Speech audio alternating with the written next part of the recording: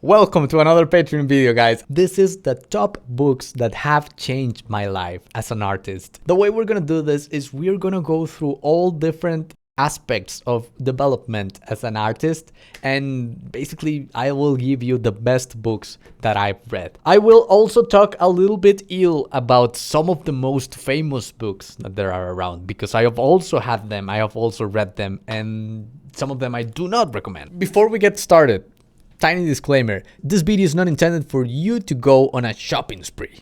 Getting 20 books is not gonna make you a better artist. Reading a book is gonna make you a better artist. If it has exercises, do the exercises. If it has drawings that are important, study them. Do a study of them, actually copy them. That is what makes you a better artist, not going into Amazon and buying 20 of this. I do think that books are by far, it's like having access to the brains of those people who are at the tip of the spear, who actually went through decades of hard work to develop what they put on those pages, just waiting for you to grab it and just to absorb it. It is so powerful to use books. Do not sleep on them, but actually do the exercises, actually study the drawings. Another point I want to make here is a book, for some reason, there's a barrier where people think like, oh, a book, I'm gonna take 6 months to read it. You can read a book in 2 weeks. Why? Even doing the exercises,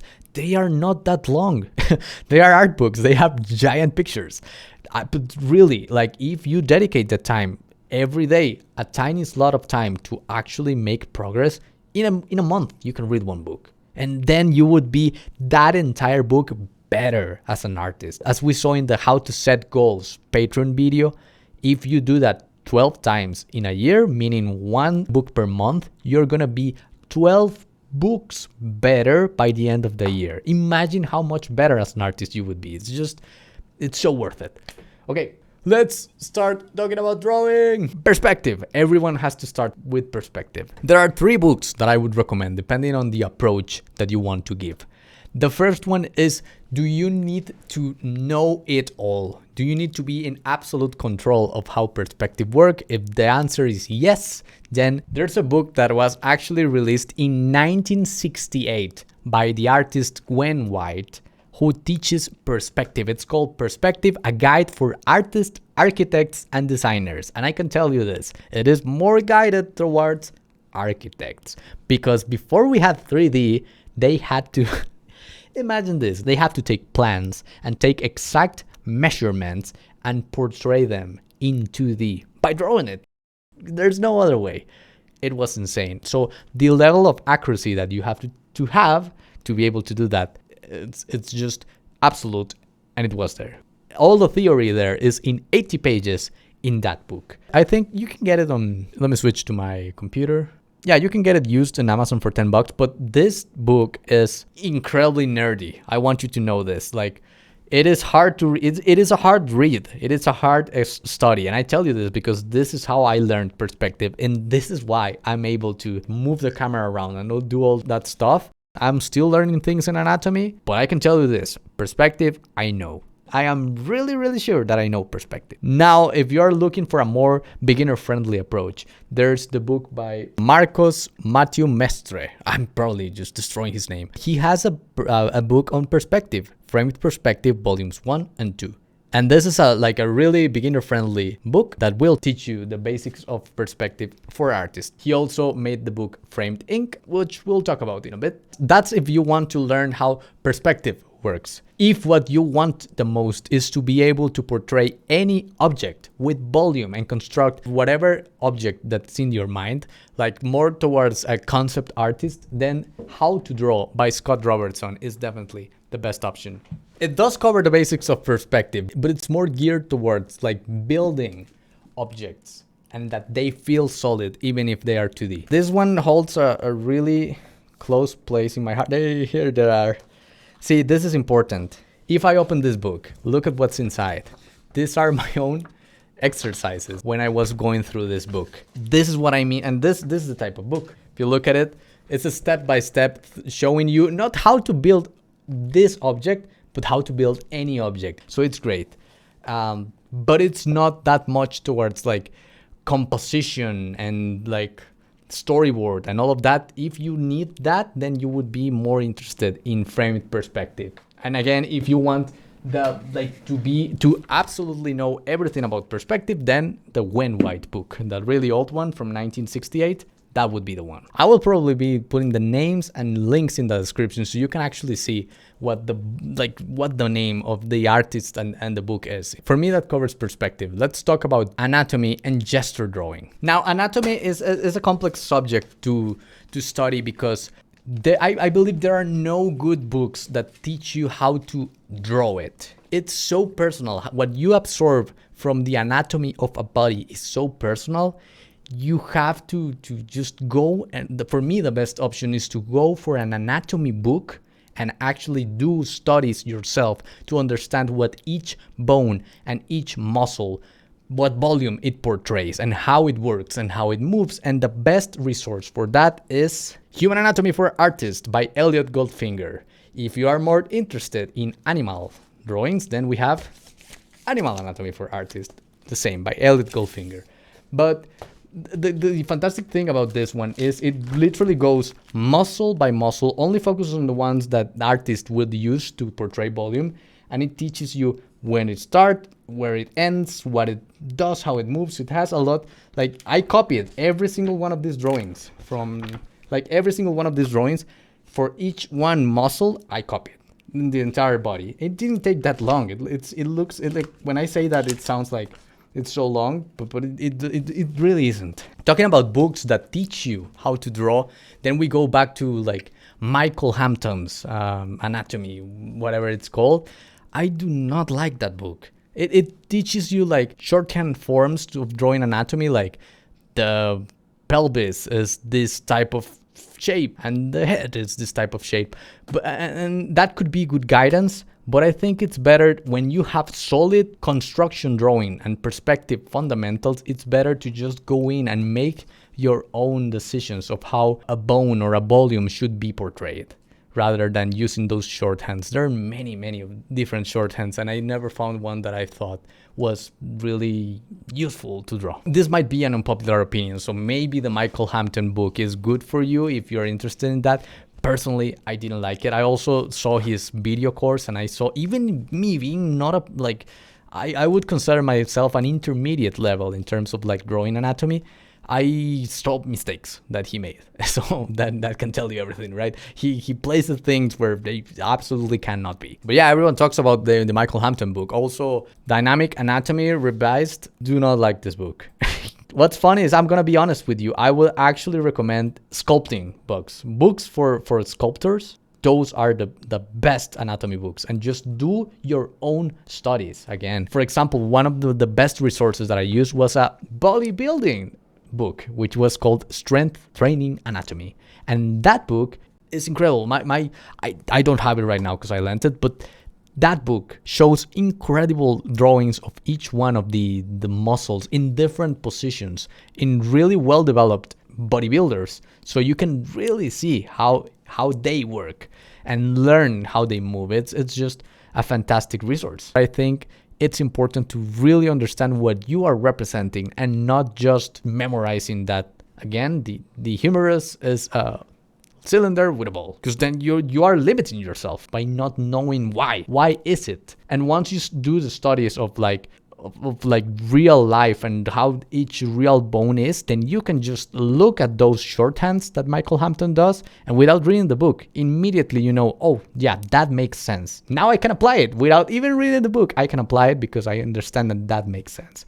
So it's better to just study real life and then look at those types of like synthesis. Now, one part of anatomy that I think is really specific and important to study is hands. And what I would recommend for that is actually go and look for Milt Kahl's drawings, or movies that have like really meaty or blocky hands, like Atlantis or The Iron Giant, and study the hands of the character. Literally pause the movie whenever you want and study the hands of the character. You will learn a ton about simplifying hands. Regardless of if this is the style or not that you're going for, you'll learn a ton. If you want to learn more of like an anatomy way, then we have an old book by Bridgman, which was extremely famous artist. He has the Book of 100 Hands. I did copy this 100 hands and learned a ton. And they are really, really, you can see it's like heavy anatomy type of hands. But if you copy these drawings, I literally mean doing studies that's just trying to copy these drawings, there's something that just clicks in you and you just absorb, and it's like, oh, I understand this sort of volume. So I think this is a good approach. If you want to learn anatomy more for like animation, where like gesture drawing is really important, then I would recommend Force Drawing Anatomy, which is this one right here. Again, this is more geared towards like if you like want your gesture to be really strong, this could be useful to like loosen up, to do studies of these drawings. Painting. For painting, we have a winner, which is this one. Everyone recommends this one with good reason. Color and Light by James Gurney. This is the book. This is the book. I got to see him in Lightbox. And yeah, he's just incredible. See, this one, it's hard to do exercises. This one is more of like actually reading and understanding and then doing your own studies. Because you're not going to copy the drawings that are here, but I promise you, this is a fantastic, like, the theory is here. If you're more interested in painting, like understanding how light works and not that much into color, but just light, which if you've seen my video, if your values are working up front, you can use any colors that you want. So it is worth it to just understand how values can portray volume. Then we have How to Render by the same Scott Robertson, the same guy from How to Draw. He has How to Render. And this will teach you for sure how the theory of how light works and makes objects feel like they have volume. If I can plug something else for painting, this is not really a book, but the Schoolism course by Robert Kondo and Daisuke Tsutsumi, Painting with Color and Light, I believe it's called. You can pay for 1 month and it's like $20, which would be the price that you would pay for one book, for the access for 1 month to those videos. And if you do those exercises, that's the biggest jump I've done in my entire career in terms of like getting better as an artist, doing that course. So I would also highly recommend that one for Color and Light. Let's go into animation. Everyone knows about the Survival Kit, right? Richard Williams Survival Kit, which I would recommend, but not as a book. If you can get the videos and watch them, it's even better. But if you want a book for animation, then I'm going to recommend The Illusion of Life. This book is like 600 pages and it only has like 20 that talk about animation. This is a history book. But we have Character Animation Crash Course by Eric Goldberg. This is the new survival kit, and it also has videos that you can watch, and they are available for free on YouTube. But this is the best resource for a modern animator who wants to learn how breakdowns work and how to do correct lip sync. I would say this is more like an intermediate level, but if you have seen this survival kit and absorbed what it has to teach you, this is the book. This is the real animation book that you need to be able to do professional animation. When I was a teacher teaching animation, most of the things I taught, I learned from this. This is the book. Eric Goldberg, by the way, director of Pocahontas, lead animator for the genie in Aladdin. He also worked a ton with Chuck Jones. Do I need to say more? Composition. We go full circle. Framed ink. Framed ink. This book will teach you what you can do in a 2D space. It's just amazing to open up your mind and show you what really good cinema is. You will experience movies in a different way after reading this one. And it's all black and white. It's all black and white, but what the fuck? What? I have a drawing from Luis Gadea. He's an artist working with Illumination and Netflix, and that's funny. I didn't remember. I couldn't remember. I put it in there.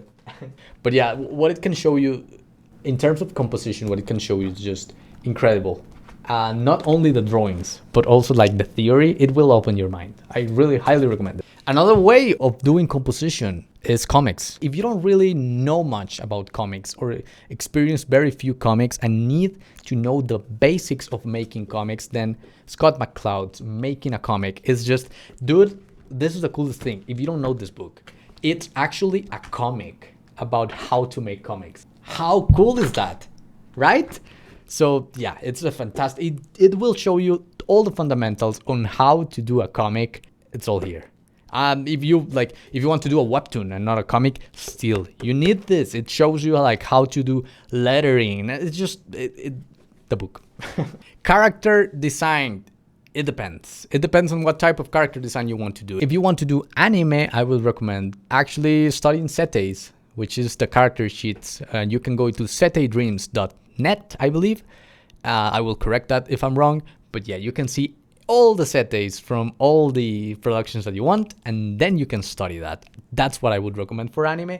If you want to work in like Western cartoons, like Cartoon Network or those types of productions, then look no further other than The Silver Way by Steven Silver. He was the character designer for Kim Possible, and he worked on Phineas and Ferb and a ton of stuff. And it will show you fundamentals you have never even heard that exist, and how to character design. This is another incredible book. Oh my, I saw him. I didn't ask him to oh, no, never mind. This one's signed. You guys will think. So one funny thing about this is most of these books, I do have them signed. This is one of my like lifelong dreams, to get like signed versions of all my books that I have. Oh my god, dudes, I'm so sorry that the audio on this video is gonna be all over the place for sure, because I'm like moving around a lot, sorry. Keep it on the character design. If you want to do more of like a concept artist type of character design, I would actually tell you to go and study the art books from the productions that inspire you. Because it's not the same if you like, oh, I want to work in Diablo for Blizzard, or I love the designs for Pixar. I would say actually go and look at their design books, at their art books, the art of the movie, the art of the game, because yeah, it's just so wide. If you want to learn like fundamentals of like creature design, then these two books by Terrell Whitledge, Principles of Creature Design and Science of Creature Design, are fantastic. One of them is like the anatomy, like literally applying anatomy of real things that exist and applying it to things that, oh no, this all exists. See, and applying it to things that do not exist. And the other one is like just going batshit crazy in designs that do not ever exist and will never exist, but they look so believable. So I know the design part is like all over the place, but that is how the industry is. It's all over the place. So it's hard for me to tell you, like, it depends on what you want, what you like. Seeing all of these art books, I wouldn't invest that much into Illustrator books of the art of this artist unless you absolutely 100% love what they do. But you can see like everything I've shown you, that's hundreds of dollars in investment, and you don't need to get it all. You don't need to get it all. There's other ways to get it. If you know, I don't support that clearly, but if you're in a point where it's really make or break to have those books, but you cannot afford it, you know, just maybe you can buy it later. But what I'm gonna say is start with a couple, and if you finish those couple, the two most important, if you finish those two, then you can buy more. And with that, guys, I think this is a really good place to start. But this is way too much, actually. So now you know, if you needed a guidance, look no further other than studying books. Books are your best friends, and they will get you extremely far. And remember, guys, every line you draw, you're one line closer to your dreams. Catch you later, guys.